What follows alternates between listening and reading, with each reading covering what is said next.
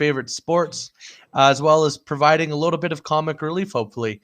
In the studio today, we have me, the Crimson Comet, a.k.a. Kellen Hansen. We got Lazy Snake, a.k.a. Brady Fulmer.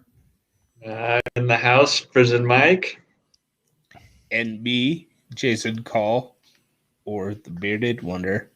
The Bearded Wonder. What's so wonderful about you, though? Like, we know you have a beard. Look at this, Luscious. Dude, you look great. I can't poof it out, though. It looks bad. Okay. You look great, but somebody caved into the peer pressure, decided to get rid of the beauty they had on their face. His mom finally talked him into it. Gina, you got to him. You got to him. Being harassed. Yeah. Being harassed day and night and just had to give in. It was just a process. All right. Well, for those who have not watched our show, if this is your first time tuning in, we will be talking about some of our favorite topics in sports.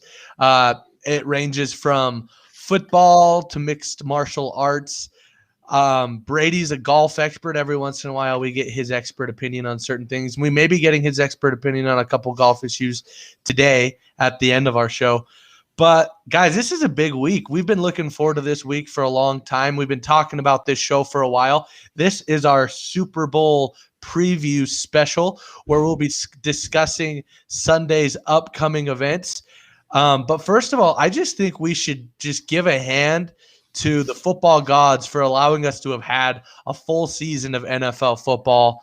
COVID couldn't derail America's number one sport. So let's give the football gods a hand. Anyways, we are here to do our Super Bowl preview.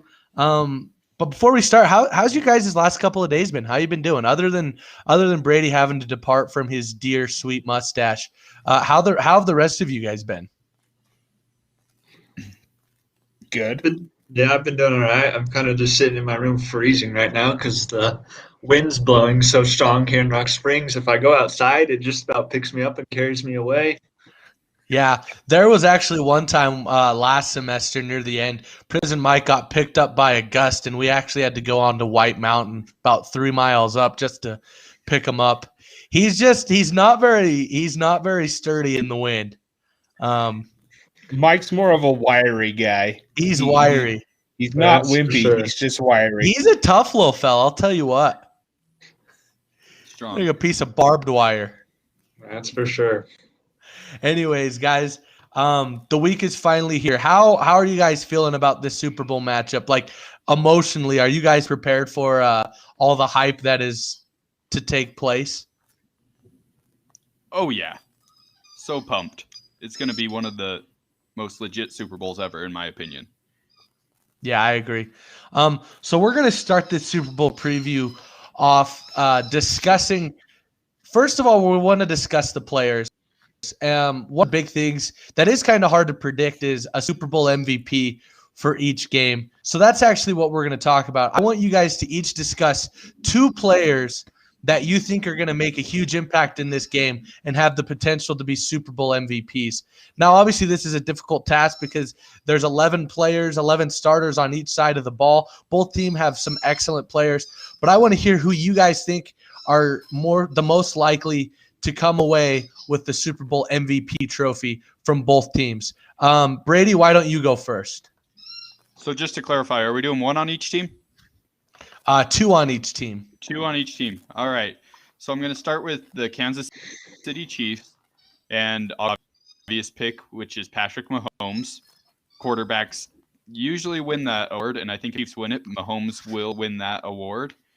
And my second pick, I'm going to switch it up a little bit, and I'm actually going to go to the defense, which I didn't think about earlier, but I'm going to go with Tyrann Mathieu, the safety for the Chiefs. He's known to make a lot of big plays, and I feel like there is a chance that he could really impact the game at that safety position. We saw Tom Brady throw a few pretty bad interceptions in that NFC Championship game, and if Tyrann Mathieu is anywhere near the ball, I think there's a pretty good chance he's going to come up with any throw that he can get his hands on. So I'm going to go Tyrann Mathieu on the defense for the Kansas City Chiefs. Good old honey badger. I actually like that pick. And one thing that has to be remembered is that Tyrann Mathieu played for Bruce Arians. So he actually understands Bruce Arians' system pretty well. He might have an edge due to that fact.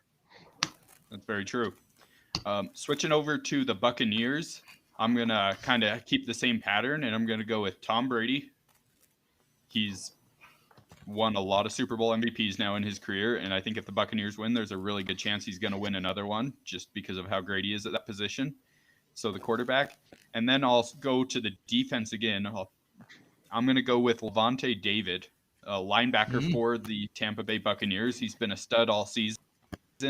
He's someone who can do it all. He can stop the run. He can cover the pass. And I know it's a tough matchup to match up with Travis Kelce on the Kansas City Chiefs, but I feel like if he's able to shut him down, maybe he'll get an interception when they're throwing it underneath, but I feel like he could be an MVP if the Buccaneers are able to come out with this one. Yeah, I agree. I'm actually going to go next. So for my picks, I think those are great picks. Obviously, I'm going to go Patrick Mahomes. I'm going to agree with Brady on that one, just because Patrick Mahomes is the best player in the game of football, and I feel like he has. Let's be honest, there, Kellen. Everybody's going to pick. Yeah, Patrick. Everyone's Mahomes. going to pick Patrick. Maybe Mahomes. we should just do one player from like each no one team. else is going to win it. I mean, everybody's going to say Tom Brady or Patrick Mahomes at this point. But here's my other pick though, and this is where it's going to be interesting. I'm going to go with tight end Travis Kelce. I think Travis Kelce has the potential to have a huge game, and here's why. Look, last time these two teams matched up, Tyreek Hill had a career day. He had one of the best performances we've ever seen out of a receiver, over 200 receiving yards in the first half. I think if I am the Tampa Bay Buccaneers, I am dedicating myself to shutting down Tyreek Hill and not allowing big plays to go downfield, which I think is going to open up a lot for Travis Kelce. Look, I don't think there is a linebacker that can cover Travis Kelce. And I don't think that as good as this Tampa Bay defense is and as good as these linebackers are, I just don't think they have what it takes to shut him down. I think their focus will be on Tyreek Hill and Sammy Watkins. Sammy Watkins will be back as well as Hardman.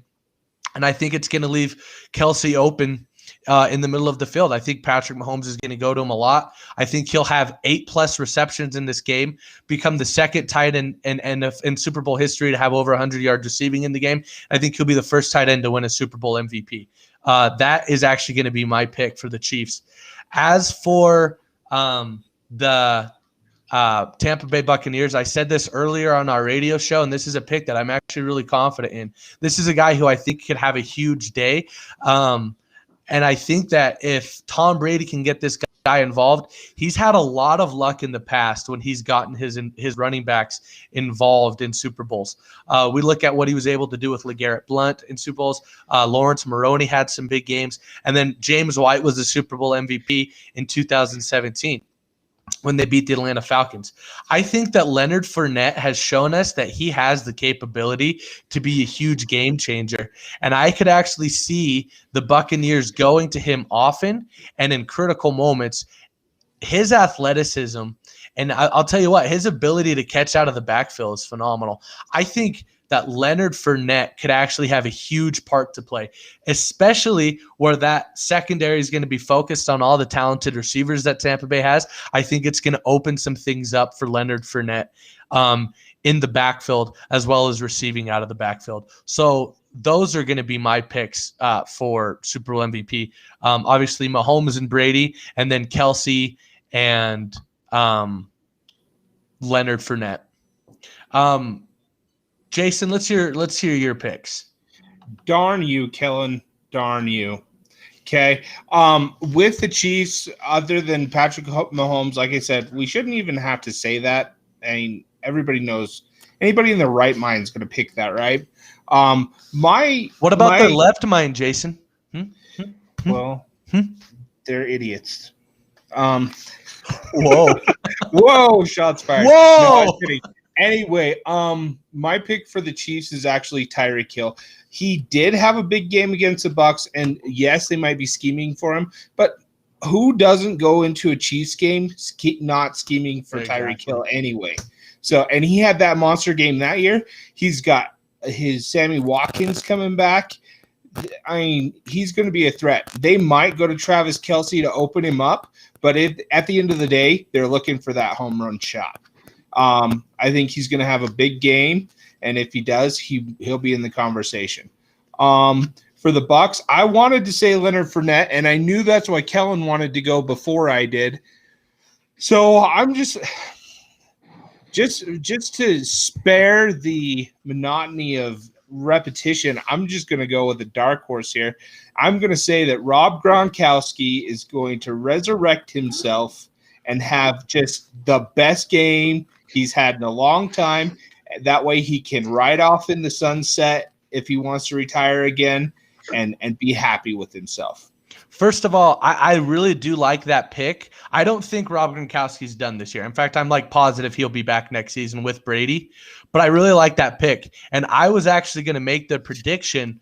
I think Rob Gronkowski is going to score a touchdown in this game because Rob Gronkowski is one of the greatest tight ends of all time. And I'll tell you what, if they sleep on him, which could very well happen, because let's remember, Rob Gronkowski matched up against linebackers is not a great thing for NFL teams. I think he's going to have a big game, and I think that he's a guy with so much Super Bowl experience and so much NFL game experience, he could be a big part of a Tampa Bay win. Yeah, but to kind of hammer home on Leonard Fournette, who I originally was going to say, I don't know what happened to that man, but when he came out of college into the NFL, everybody was expecting him to be the guy. And honestly, I feel like he's one of the more underrated or less talked about running backs in the NFL. And I don't understand why. He's a great running back. Yeah. I think he's a good running back. And I think that Bruce Arians knows how to use him. I honestly think that's the biggest thing for a lot of these running backs. A lot of them have the talent. It's just about being in the right system, ultimately. I mean, you talk about system quarterbacks a lot. I think we need to talk about system running backs more because we've seen running backs that have gone to another team and they've absolutely disappeared from the spotlight. But I think Leonard Fournette is a great fit for this team. Prison Mike, let's hear your picks. All right. Well, to start out, I think I'd just like to say that I'm pretty sure I'm more excited for the Marvel movie trailer that's going to be released at halftime than I am for the actual Super Bowl. Yeah, just want to shout that out. Disrespectful, Mike. Golly. I figured I'd get I didn't even reaction. know there was going to be one released. I know it's going to be better than the Super Bowl itself. No, I'm kidding. That's a joke. I knew Kellen and Brady were going to hate that. And I also was thinking, man, if we're going to do dark horses, I might as well just say that the field goal kicker's free. But I really don't know anyone else who could be picked. If we really look at the NFL, if the Buccaneers win, Tom Brady's going to be the MVP. And if the Kansas Chiefs win, Patrick Mahomes is going to be the MVP of the Super Bowl. That's just how it is, unless they play absolutely horrible and the defense plays outstanding for their team. There's no way one of those two, I feel like, are not going to win the MVP of the Super Bowl. Well, that's just my thought. That's the thing is I'm actually I agree with that. And I actually don't know if I like that because if you look back on it, I mean, sometimes they just give these quarterbacks awards for winning the game. I mean, do you guys remember when the Ravens won the Super Bowl a couple years back or several years back? Joe Flacco was the Super Bowl MVP, but if you watch that game, he really shouldn't have been. I mean, Jacoby Jones, I think he set a record for all-purpose yards in that game. He had a 54-yard receiving touchdown. He returned the opening half or the second half kickoff. That guy was on fire. He didn't win Super Bowl MVP. Joe Flacco did just because he's a quarterback. So I honestly think, the Super Bowl MVP most of the time is just an award they give to the winning quarterback. But ultimately, I would love to see a guy like Travis Kelce win it or a guy like Leonard Fournette. And they can they could play really good and win, but just for the sake of time, I'm not going to go through those guys because if we're really 90% sure it's going to be one of the two quarterbacks. That's just how it is now. Yeah. Okay. Well, we're going to move on to our next part of our Super Bowl preview. I just want to hear your guys' thoughts on if the Kansas City Chiefs win this game, what will be needed by them to win it. What will the Kansas City Chiefs need to do offensively as well as defensively to win this game? And then I want you guys to delve into what the Tampa Bay Buccaneers are going to need to do offensively and defensively to win this game. I want to start this one off with Jason. Okay, well, looking at it, offensively, the Kansas City Chiefs just need to be the Kansas City Chiefs. They need to produce, they need to not make mistakes, and they need to score touchdowns. I mean, I don't think they need to do anything other than what they've done all season. I don't think anything special is required. They just need to make sure they keep doing what they've been doing.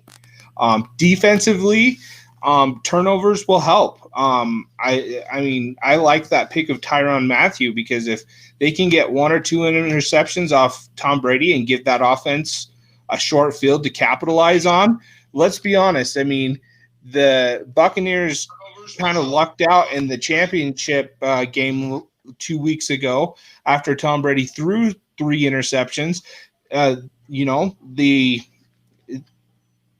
The defense bailed him out. I don't know if the defense can bail Tom Brady out against Kansas City. No. Yeah. And then what about the Buccaneers? What are they going to need to do? So the Buccaneers are going to need Tom Brady to work his Super Bowl magic. He's got it. He always has, and they're going to have his supporting players, either the running game or one of his receivers, to just have an outstanding game. He's gonna have to have one guy he can go to consistently that will make plays for him this week. I don't know who that's going to be, but somebody's got to step up and be that person. Defensively, I think if Tampa Bay can get pressure on Patrick Mahomes consistently, that might be enough to break up his rhythm and maybe cause some problems for the Chiefs. Okay, perfect. Brady, what are your thoughts? So I was kind of thinking along the same lines as Jason as far as when it comes to Kansas City. I think that their offense is dynamic, and I think all their defense needs to do is maybe get 1 or 2 stop talking, just like force the Buccaneers to punt the ball. I think that if they can do that, their offense is good enough that I think that they'll win the game. I don't think the Buccaneers are going to stop in 1 or 2 times during the game. So I think their defense, if they get 1 or 2 stops during the game, I think that they win the game just solely based on how good the Kansas City Chiefs offense is. As far as the Buccaneers go, I think that it definitely rests on their defense, which it's a tough thing to do to stop the Kansas City Chiefs. But they need to get pressure on Patrick Mahomes. We've seen during Mahomes' career that it's very, very hard to get to him with pressure. He's really good at out of the pressure. He's good at just finding that first quick hot route to get the ball away to. But we saw in the Buccaneers-Packers game that the Buccaneers were able to get tremendous pressure on Aaron Rodgers and force him into some errant throws. So I feel like if the Buccaneers can somehow get pressure on Patrick Mahomes, it could disrupt that offense a little bit and might be able to help them maybe force 1 or 2 turnovers, and that would help the game a lot. So it's all on the defense. Perfect. Prison Mike? I'm going to agree with Brady on this one. I think whatever defense can win the turnovers battle, whatever defense can get interceptions, fumbles, maybe even something like what we saw against where Buffalo happened to get a muff punt from the Kansas City Chiefs. Either one of those defenses or special teams that can get a turnover is going to really impact the game, because I feel like Patrick Mahomes, he does not really turn the ball over a whole lot. And then we saw Tom Brady, he threw 3 interceptions and they still won. But I feel like in this game, if you start to turn the ball over, it's just you're gonna get ran over if you start to turn over the ball. So both defenses are gonna need to look to create turnovers. And as far as offenses, like you guys have said, the Chiefs just need to keep playing how they do. They have Tyreek Hill down the field and Kelsey short like that. That's an amazing offense that works for them. And for the Buccaneers, they're going to have to play really, really good offense to win. All of them are going to have to be clicking on all cylinders for them to beat the Chiefs. Because if they turn the ball over a few times, or the defenses aren't getting stops, they're gonna be losing the game pretty fast. Yep. I think that's a good analysis, Mike. So as far as the Chiefs, in my opinion, Jason, what is the Cobra Kai dojo motto? No mercy. So it's strike fast, strike hard, no mercy, right? Just remember the no mercy and you're good. Ultimately, I think that's what the Chiefs need to do. We've seen a Chiefs team that obviously is super talented offensively, but I think one knock that I do have on the Chiefs is that they have a tendency to start games slow, right? And they have to play from behind. I just don't feel like that's something that you want to do if you're playing against Tom Brady and this Bucs team. I think if the Chiefs can start quick by hitting some big plays and scoring early and maybe building a lead, obviously it's never going to be safe against Brady, but I feel like that's definitely going to be something that they need to do. I think Andy Reid's creativity in his play calling is going to be big too, and that's obviously going to factor into it. Defensively, I think the Kansas City Chiefs need to get pressure on Tom Brady, because when Tom Brady has more than 2.5 seconds to throw the ball, he is as deadly as anybody in the league. He has the talent at receiver to find an open guy, and even if they're not open initially against a Kansas City Chiefs secondary that I think is actually pretty formidable, the Chiefs are just going to have to get pressure on Brady and not let him feel comfortable back there, because Tom Brady, if you can get pressure to him early, is a lot more inclined to throw interceptions. As far as the Kansas City Chiefs, the Tampa Bay Buccaneers, what they can do on defense to help them win this game is limit big plays. I feel like the Kansas City Chiefs are a big play offense. They kind of thrive off of making big plays and having big scoring plays. We saw it last year in the Super Bowl. It wasn't until they started making big plays on that 4th and 18 when Mahomes completed it to Tyreek Hill, that's when they were able to take the momentum of the game. And we've seen that in a lot of games. When you limit their big plays downfield, they're not nearly as effective. So that's essentially the only thing you can do, I think, if you're Tampa Bay's defense. Don't let Tyreek Hill beat you. They cannot let that speed beat them downfield, because I think that if the Chiefs and Patrick Mahomes are able to have a field day and have a track meet, there's no way that the Buccaneers are going to be able to keep pace. And then obviously, like I said earlier, offensively, giving Brady time. That is the challenge for the Tampa Bay Buccaneers offensive line. You give Brady time, you're giving the best quarterback of all time an opportunity to win another Super Bowl and keep things interesting, because ultimately I think it's the Tampa Bay Buccaneers that are going to have to play the same pace as the Kansas City Chiefs and keep up. I think that this could have the potential to be a high-scoring game, which is awesome for us as football fans. So that's something I'm really excited about. So just to finish things off, I want to hear your guys' score predictions, and we're going to start off with Prison Mike. All right, so I'm probably going to be the only one who's going to do this, but I'm going to go with the Buccaneers winning the Super Bowl. Tom Brady is going to get another Super Bowl ring, and I'm going to go with the final score being 35-28. I like it, Mike. I like it. Bold prediction. Jason, let's hear it. Okay, I'm doing the math in my head. I don't think that the Chiefs are going to score a field goal in this game. I think if they score, it'll be a touchdown or nothing. That being said, I'm going to go with 35 Chiefs, and we're going to go with, let's say, 25 Buccaneers. Wow. 10-point game. Man, Jason, you're saying that the best quarterback of all time is going to lose by double digits in the Super Bowl? Yes. That is not only my prediction, that is my bold statement of the game. The other one is whatever defense, if either defense scores during this game, that team will win. Wow. All right. Bold prediction, Cotton. We'll see if it pays off. All right, Brady, let's hear it. All right, so I'll go with the Chiefs as well winning. I think they will kick a field goal in this game, and I think that they are going to win 31-27. So 4-point game. Chiefs are going to come out on top. I like it. I'm What actually you got, Kellen? I feel stupid saying this because I feel like either way it's a lose-lose. Like I feel like if I wake up Monday morning and the Buccaneers won and I pick the Chiefs, it's like, are you serious, Kellen? You bet against the best quarterback of all time who's already won 6 of these? Like you're an idiot. But I feel like if I don't pick the Chiefs and I wake up, it's like, did you literally bet against the Chiefs? Like this is arguably the most talented offense we've ever seen with the most talented quarterback the NFL has ever seen. But which ultimately leads me to lean towards the Kansas City Chiefs.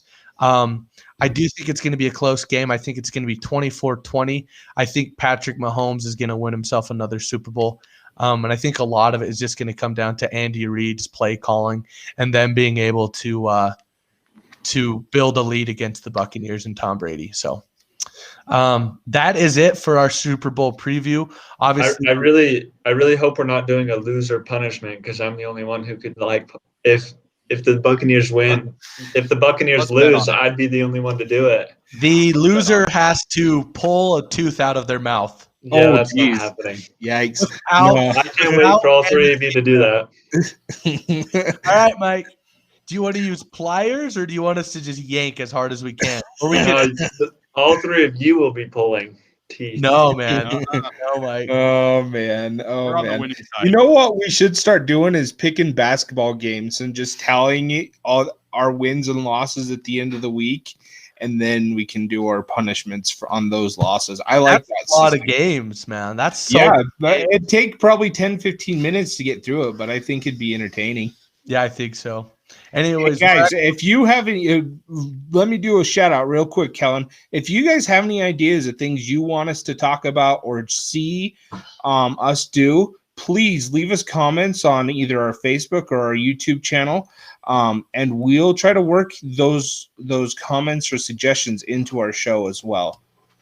Sorry, just had to do our little bit of advertising real quick. No, it's perfect. We're actually going to talk about a legend that we feel really deserves credit next. We're going to talk about Mattress Mac. Brady, why don't you fill us in on Mattress Mac, baby? All right, so Mattress Mac, like Kellen said, he's a complete legend. He's the guy who I'm not sure how old he is, but this dude's old. I saw a picture of him. He's super old, looks like Father Time. But we still have to explain to Prison Mike who Father Time is. We'll explain. He's got a good enough idea. Mattress Mac is 69 years old. 69 years old, and he owns a bunch of furniture stores and lives in Houston, Texas. And he is wealthy enough that he was willing to bet $3.46 million on the Buccaneers winning this game, which is a lot of money, at least for us. That's a lot of beds, dude. That is a lot of mattresses. Mattress Mac is going to have to be selling mattresses. Oh, man. Could you imagine if he wins, though? That's going to be – what are the odds? What are the odds on this game right now? Does anybody know? I think that the Chiefs are favorited with a 53% chance on ESPN.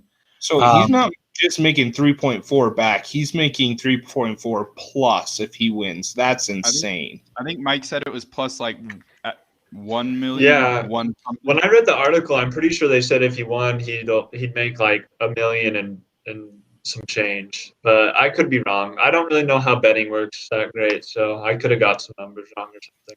Yeah, we need to look up what over-under means. I don't understand sports betting at all. But I will say this, though. I think it's actually a great advertising and marketing tool that Mattress Mac has done. Just considering the fact that people know who he is now in the Houston area, people are going to be wanting to meet old Mattress Mac, all right? So I think he's going to make so much money selling beds. I might go buy a bed for Mattress Mac. You should. But don't do that. Denton sells mattresses, Kellen. Did Denton bet $3.46 million on? No, I don't think he did. We'll have to ask him. Denton's name isn't Mattress Denton, so not as cool. Shout out. That is cool. If you need a mattress ski, you can either go to Mattress Mac or Denton White. All right.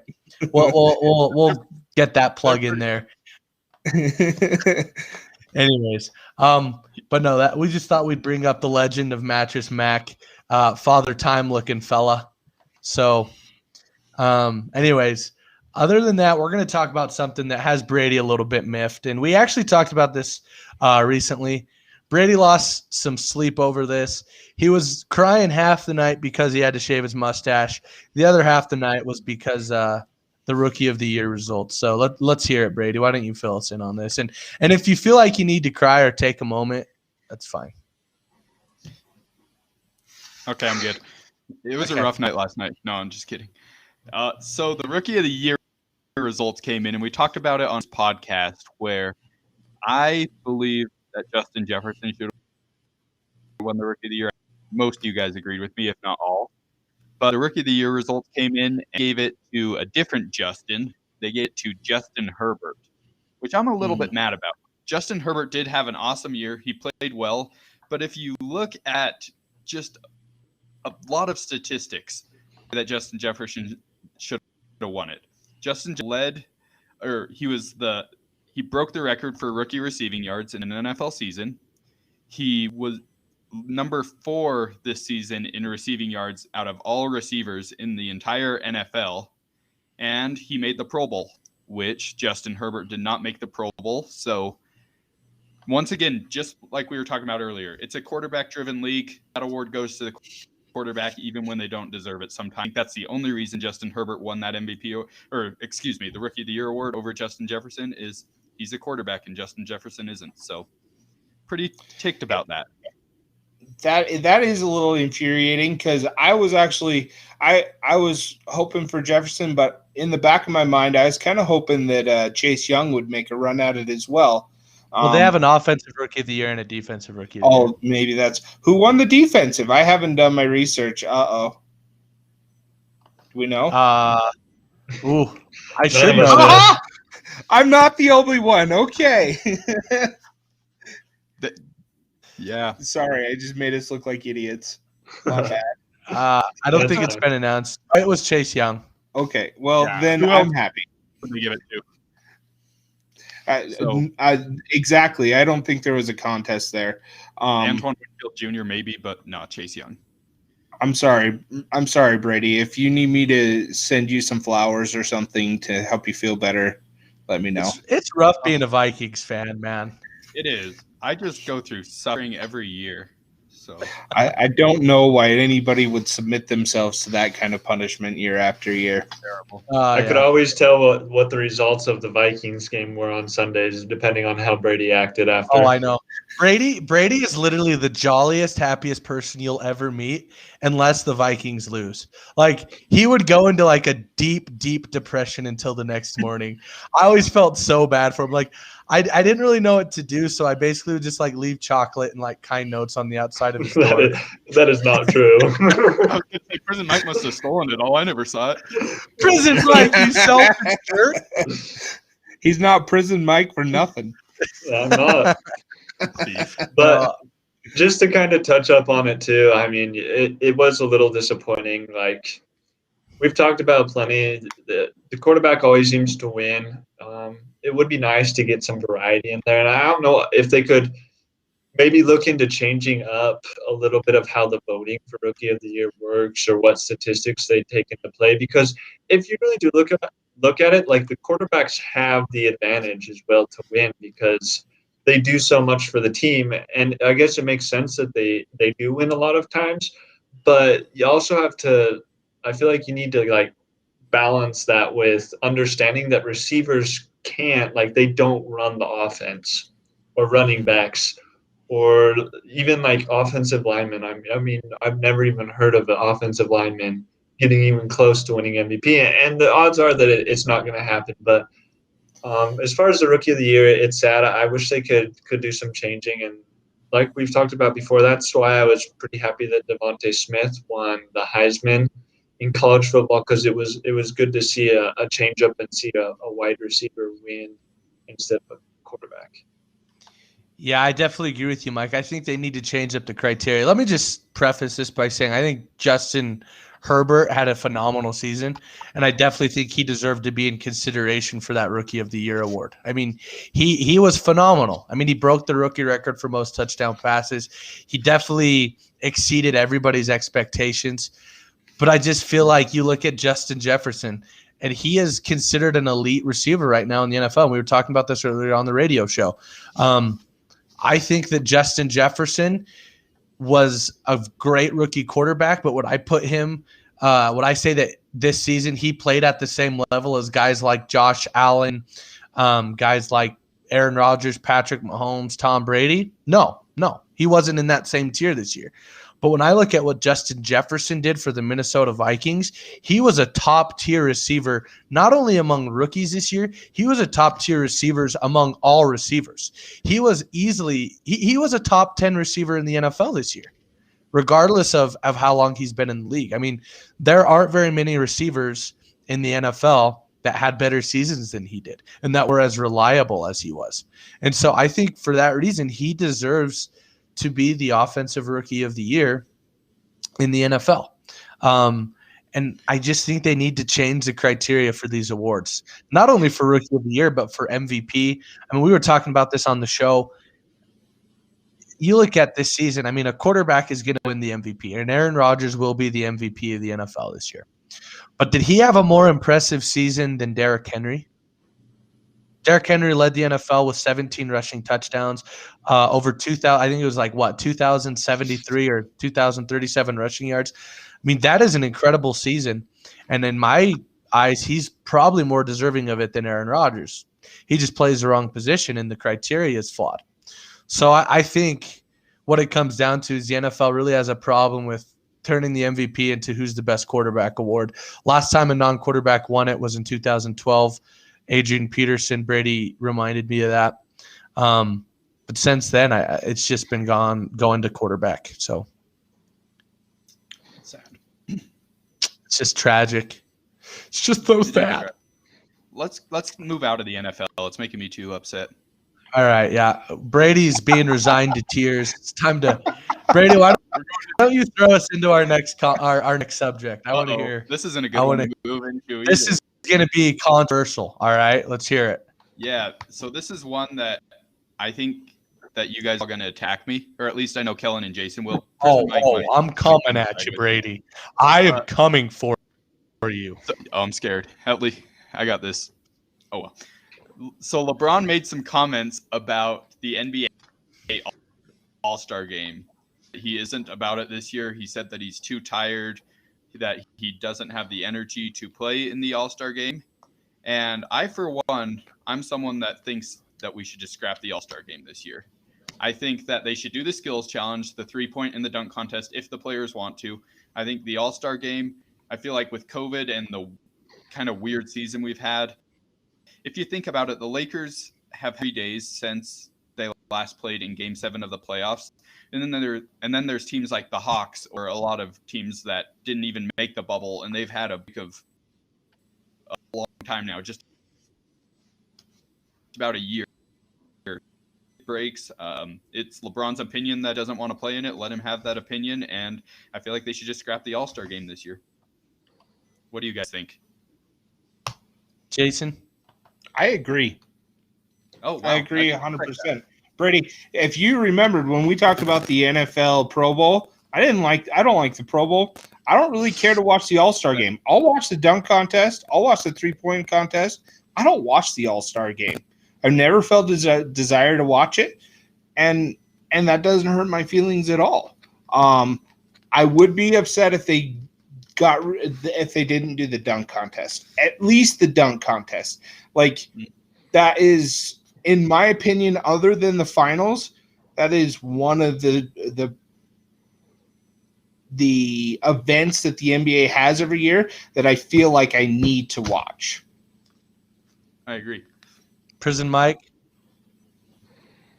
Well, let's see. The NBA has the toughest physical toll of any sport besides maybe like the UFC because they literally just beat each other up. What But about because hockey? hockey's pretty intense as well. But if you look at the NBA, they play back to back or usually every other night, and it's all around the United States. When they're not playing, they're traveling, and it's in a pretty quick amount of time.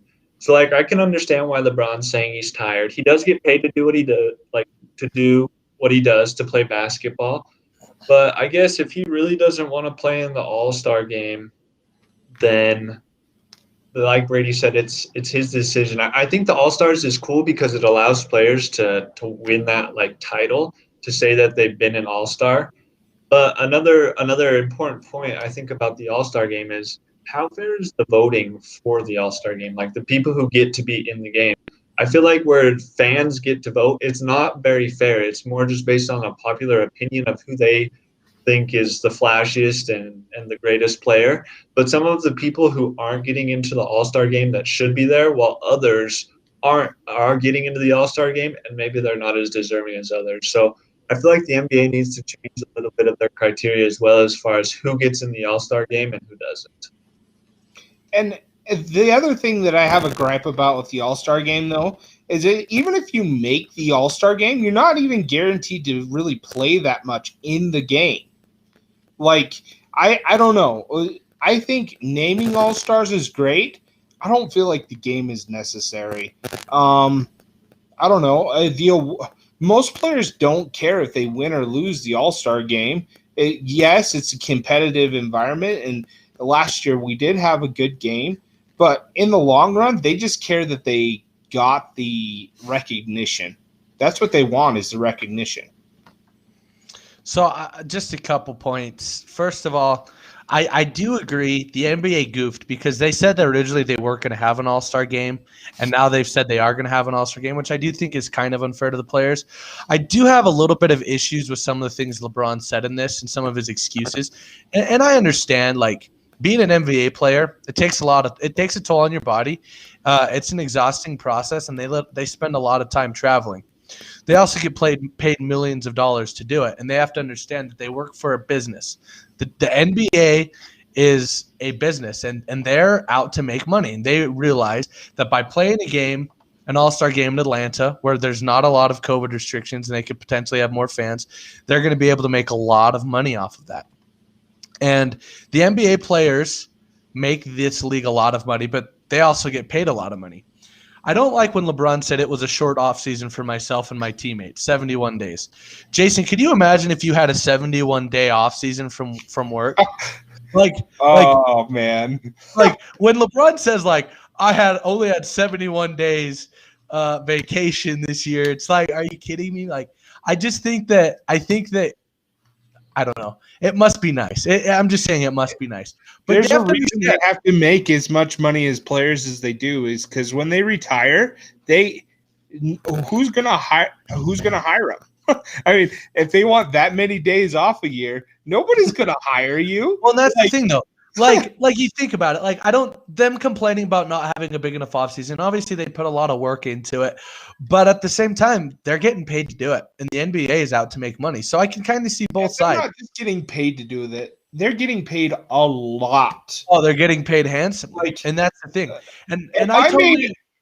And let me just go off here. If I made $1 million a year, I would go to work all day and not come home in maybe 30 minutes to see my family. And I would be happy because I'm making $1 million. Like, and they're playing. Am I wrong? Like, they're playing a game. Playing basketball. Like, that's the thing, is like if somebody was working construction and went to their boss and was like, look, boss, this whole construction thing has been hard. I'm taking 71 days off. And when I come back, don't make me work overtime. Don't make me work overtime. Like, that's like a ridiculous demand. And so I'm just saying, the NBA, they're paying these guys. They are their employers. I think they have the right to want to make money off of an All-Star game. But I also think the players have the right to not play. And if LeBron doesn't want to play in the game, that's his choice. He could get selected and say, I'm not playing this year, and there's nothing the NBA can do about it. There is consequences to that, though. I mean, there will be, if he decides to do that, there's going to be backlash. Maybe not from the league, but just from fans and everybody being disappointed that he didn't do it. But that's his choice. Yeah, no, I agree. We're gonna move on to another subject. Instead of hating on LeBron, let's praise LeBron for a couple minutes. Mike, why don't you tell me what happened? All right. So last night, the Lakers had a game, and LeBron played phenomenally. He had a triple-double, and during the game, he passed Wilt Chamberlain to move up to the third place on the all-time field goals made in his career. So he just broke another record. Past Wilt Chamberlain is now in third place on the all-time field goals made list for the NBA. And that's a pretty big milestone because if we look at it, Wilt Chamberlain was obviously a legend in basketball when he played. And if you look at the number, I believe LeBron has made 12,681 field goals in his career. If I'm getting the number right, let me check really fast. Mike made the point earlier in our radio show that he is actually made LeBron has made more field goals than Mike's heart has had beats, and me and Brady were very concerned for Mike's health. We think he needs to see a cardiologist right away.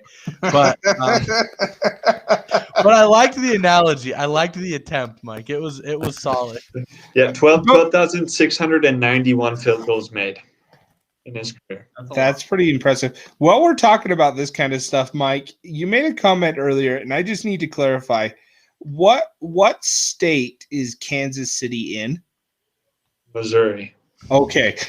You called them the Kansas Chiefs, and I was like, wait a second. I just have to make sure. Thanks, Mike. You're welcome. City's an exhausting word to say anyways, right? Like Yeah. Just wanted to clarify kidding, that we're Mike. on the same page. Yeah, just kidding. We're Mike. good. No, it's all but love from me. You know that. Yep. Okay. Anyways, go ahead, Mike. Yeah, so that's what I had. What are you guys' thoughts? Or like, I mean, we pretty much don't need to get into the conversation. Is LeBron the greatest of all time? Because he's starting to really prove that he's amazing. But he just broke another record. What do you guys think about that? Well, he also has made over eight. He's also had now 800 games with 25 or more points, which is incredible. I think we need to talk about that. Look, LeBron James. There are two players in my mind that are at a different level. I mean, they are rarefied air, and the only two players that have reached this level of greatness are Michael Jordan and LeBron. And the reason why is because there comes a point in a basketball player's career where they're not physically the same. They're not as good physically as they were, but they still find a way to be better than they were. And that's Michael Jordan. I mean, you look at Michael Jordan in the late 90s, he wasn't the same player physically, but he was at a point to where his basketball IQ and his experience was just at another level, and he was still able to dominate. And those were some of his best years. I think LeBron has reached that point. I don't know if he's as athletic as he was 10 years ago, but the basketball IQ has put him in a stratosphere right now in the NBA where he is just completely alone. He is just so much better than every other player on the court. And I'm amazed with what this guy is doing. He's 36 years old, and in my opinion, this is the best LeBron James we've ever seen. And I don't see signs of him slowing down. Unless a major injury occurs, I think he's going to continue to be the best player in the NBA until he decides to call it quits. I'd be intrigued, and I'm sorry. Go ahead, Brady. I want to hear what you have to say. Oh, it's all good. I was just going to agree with a lot of what Kellen said. I think it's fun how whenever we talk about all we do is praise him for the most part. But I think that he 100% deserves all of that praise that we give him. He is, like Kellen said, he's far and above better than anyone that's playing right now. He's the only player that's up there in the conversation with Jordan for greatest of all time. And he's still doing it at 36 years old. And he seems to be getting better and better every year, which is one of the most incredible things to me. There is no sign of slowing down. and he's even getting better and smarter. So it's going to be fun to see what he's like this year and for years to come. It's almost getting to the point where it's not fair to LeBron that Michael Jordan played first.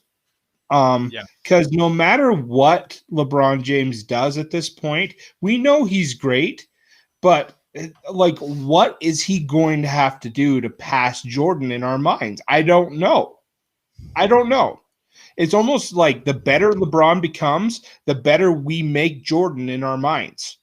And so, I'm almost willing to say that if LeBron played, if the roles were reversed, we'd be saying Jordan's catching up to LeBron. You know what I mean? Like, I don't know. I don't know what LeBron can do at this point in his career to push him past Jordan at this point. He's a great. I mean, and it's nothing to slide against for LeBron. It's just we saw Michael do all this stuff 10, 20 years ago. Yeah.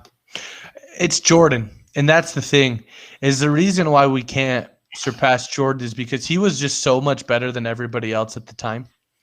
And he became the most popular athlete in the world, regardless of the sport.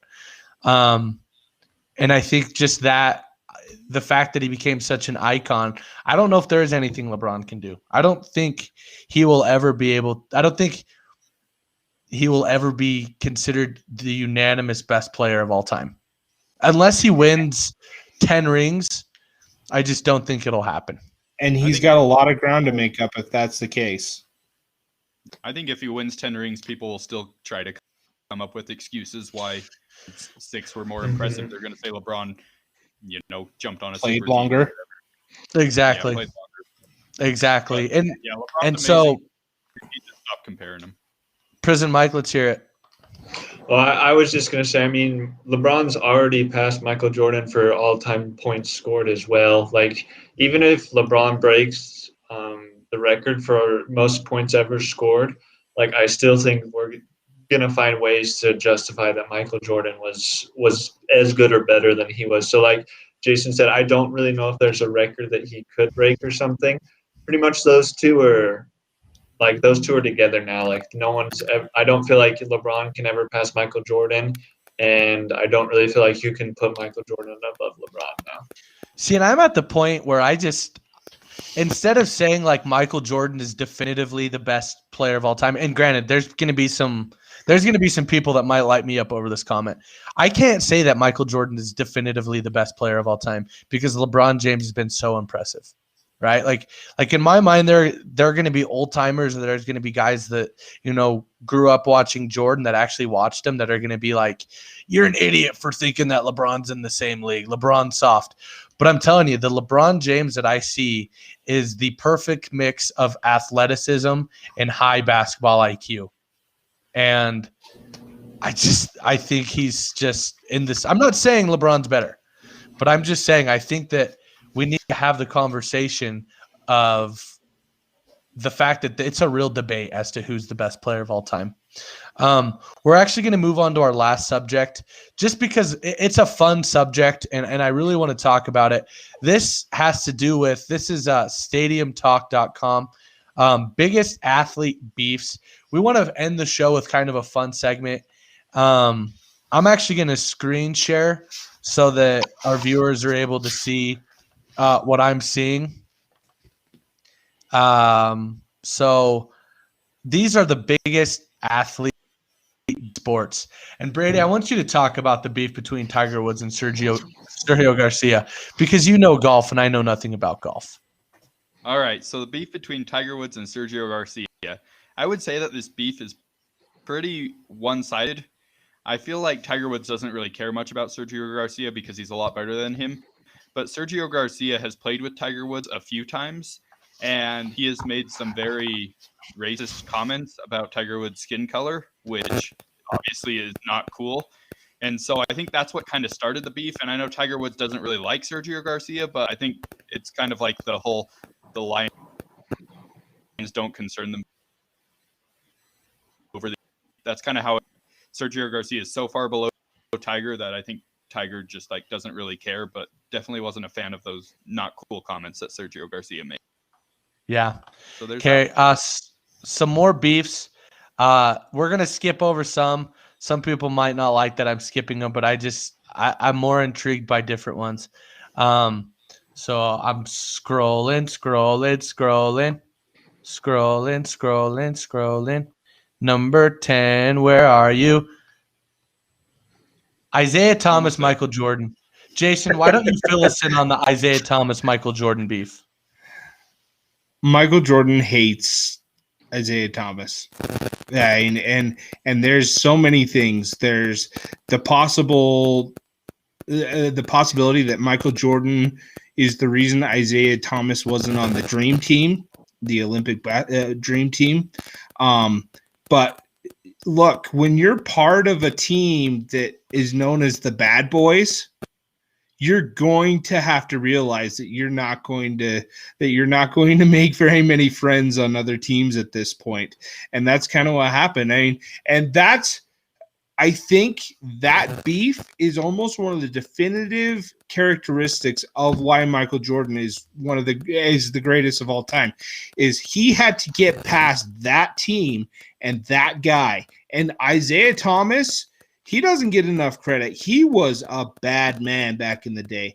That whole team was a pretty amazing team, the Pistons, and I can just the way Jordan's competitive mind worked. I guarantee Michael Jordan, before he got past the Pistons, would lose sleep many times thinking about Isaiah Thomas, and I think that's where that sprouted from. Isaiah Thomas made some comments, but I have respect for both of those players, but I also understand why they don't like each other. You know, Jason, I actually think you're giving Isaiah Thomas too much credit. I don't know. You go watch those championships runs the Pistons put together. That dude had Herculean efforts to help them win those games, and one of those games he won on a sprained ankle. No, I'm not saying many of those. I know what those feel like. He's a bad man. I'm not saying he's not a good basketball player, but I'm saying when I look at this beef, Isaiah Thomas, you watch him now. He is a very spiteful, bitter, jealous man of Michael Jordan. He won't admit Michael Jordan is the GOAT. He absolutely undermines Jordan's career accomplishments. And he just kind of just gives me the heebie-jeebies. I just don't find him a very endearing person. And I'll tell you what, there's a reason why in 50 years from now, Michael Jordan will still be considered, the pinnacle of basketball achievement, and no one was going to remember who Isaiah Thomas is. They will remember who Isaiah Thomas is because of the fact that Michael Jordan hated him so exactly much. And that is the only reason why Isaiah Thomas and I don't is still disagree relevant. with that, Kellen. Don't get me wrong, but I like that beef on this list because Isaiah Thomas, unlike Sergio Garcia, he wasn't as good as Michael Jordan, but he was a great player. And that's what I have to say about that. Yeah. So our next beef is the Aaron Rodgers, Brett Favre beef with the Pack. And this is an interesting subject because a lot of people are like, all right, these two teammates, they don't really hate each other, do they? And I don't think there was ever definitive hate for each other. But I think what it comes down to is Brett Favre was not happy when the Packers drafted Aaron Rodgers as his replacement. And rather than embracing him and being a good leader, he basically told the Packers, it's not my job to get Aaron Rodgers ready to replace me, because he didn't want to be replaced. He not only, though, was a little cold-shouldered toward Aaron Rodgers, he actually was kind of a bully. There's a story one time. They were signing helmets for certain people, and Brett Favre, to prank Aaron Rodgers, took Rodgers' helmet out before a practice and had it among the helmets that were being signed. Every member of the Packers team signed Aaron Rodgers' helmet, and then the helmet got put back in Aaron Rodgers' locker. Aaron Rodgers had to go out and practice with a helmet that had been signed by every single Packers player. And he looked absolutely ridiculous. We need to find out some more pranks, but I would say that's probably the best sports-related prank of all time. I think that Brett Favre just wasn't super nice to Aaron Rodgers, and I think they've squashed the beef a little bit. But I think there were some hard feelings there, and I can see why. Brett Favre was one of the greatest quarterbacks of all time, and Aaron Rodgers, I think he saw, oh crap, this kid really does have the potential to replace me. So I like that beef in that story. And it wasn't Aaron Rodgers' fault, is the thing. No, it was the Packers' about that fault. whole situation. It wasn't. Aaron Rodgers just did his job. I think that the people need to remember, like, the Packers front office has made some really stupid mistakes. Like, they repeated this when they decided to draft Jordan Love. I just that this Packers organization doesn't know how to handle their PR very well, and their human resources, their HR. I think department needs to figure out something, because I don't think they keep players very happy. But anyways, we're gonna move on to our last beef. There's a lot of beefs I wish we could go over. This is the number one beef. Mike actually heard this story. I wanted to do Kobe and Shaq, but just don't have the time. We're going to go with Tanya Harding and Nancy Kerrigan. Mike, why don't you recount the story that we told you earlier today? All right. Scroll up so I can see their names. I don't have them memorized. Okay. Okay, so Tanya Harding. That's not the reason. He was getting distracted by the other stuff on the picture. Oh my goodness, that is terrible. Sorry. If you look at the lady on the left, that is Tanya Harding, and the lady on the right is Nancy. Kerrigan. What's her last name? Kerrigan. Okay, both of these ladies were figure skaters on the same Olympic team, and Nancy Kerrigan was the better. We'll say she was the better figure skater of the two. So Tanya became jealous and paid a guy to go and break her leg with a pipe. Literally, like, go up to her and bust her leg with a metal pipe. And the dude went and did it, but it didn't completely break her leg. It did cause some problems, and she ended up still being able to skate and took a silver medal at the Olympics. If I assume that story is right, does that sound correct? Yeah. No, that's pretty good, Mike. We're proud of you. Thanks. Yeah. Tanya Harding decided, Nancy's really good, and I'm kind of getting sick of it. So I'm going to pay some dude. I think her husband or her boyfriend at the time decided, hey, let's just pay some guy to go hit her with a lead pipe. Like, that's how you solve problems. Like, I could spend extra time on the ice, or I could, hit someone with a pipe. Violence. Sounds legit. Violence. Let's be honest, though. Figure skaters' minds probably don't work on all cylinders, because let's be honest, if their sport wasn't on ice, it wouldn't be a sport. It'd just be dancing. Well, if soccer didn't have a ball, it wouldn't be a sport. It would just be falling and crying. So that's different, and you know it. I do not mean that. I do not mean that. I'm just being stupid. I do that a lot. Be honest though. Like, hockey has ice, but if you play hockey without ice, it's still a sport. It's still hockey. Ice skating. But that's the thing, though. Ice skating without ice is dancing. Dancing. It's ballet. Maybe you have to think of it this way. What would dancing be if it was on ice? It'd be ice skating. Figure skating. What would speed skating be if it wasn't on ice? Running. Track. I don't think you made a very good point. I don't get it, Jason. You just proved my point. What would football be without a ball? It'd be wrestling. War, yeah, which is a type of sport. Okay. Well, we're going to finish things off with the C-squared moment of the day. I'm going to go first today. All right, let's hear it. My C-squared moment of the day is the fact that I was given a gift, me and my wife, by my in-laws for our wedding. We got a lot of good gifts, but I got an air fryer, and today I was able to use my air fryer. And let me just tell you, air fryers are the best invention ever. And so my C-squared moment of the day has to do with food. I'm stealing a page out of Jason's book. No, you stop, because I'm pretty sure last time was food too. Brady, finish this word for me. Hippopotamus. Hippopotamus. Oh, Hypocrisy. Hippopotamus. I thought you were talking about the hippocampus, like a part of the brain. Oh man, Hippocampus. that did not work very well. I should have went with Mike. He would have got it. Yeah. Brady said hippocampus. I said hippopotamus. So Either way, you're a hypocrite. Jason, what's your C-squared moment of the day?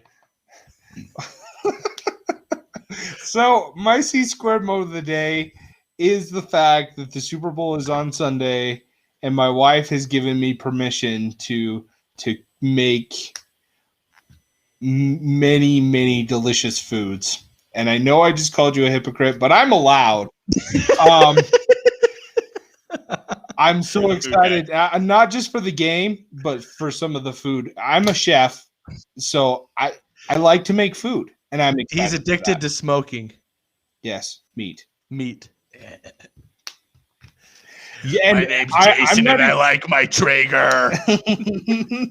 And you know what, guys? Like, I feel bad for you that you're not going to come watch the Super Bowl at my house. I'm not even going to tell you what I'm going to make or what's going to be there, and I won't tell you afterwards, just because it's just a punishment I don't want to inflict on you. What are you making? I'm not telling you that, Kellen. It'll just torture you. No, it won't. Yeah, it will. Are you smoking meat? I don't want to know, because it's gonna torture Sunday Brady morning. and I. We have to make our own food, so Sorry, guys. Yeah. Pizza rolls, baby. You're Actually, welcome to make the drive over if you really want to. You're welcome. Thanks. That actually, Prison Mike actually led into my C-squared moment of the day, which I'm going to go for right now.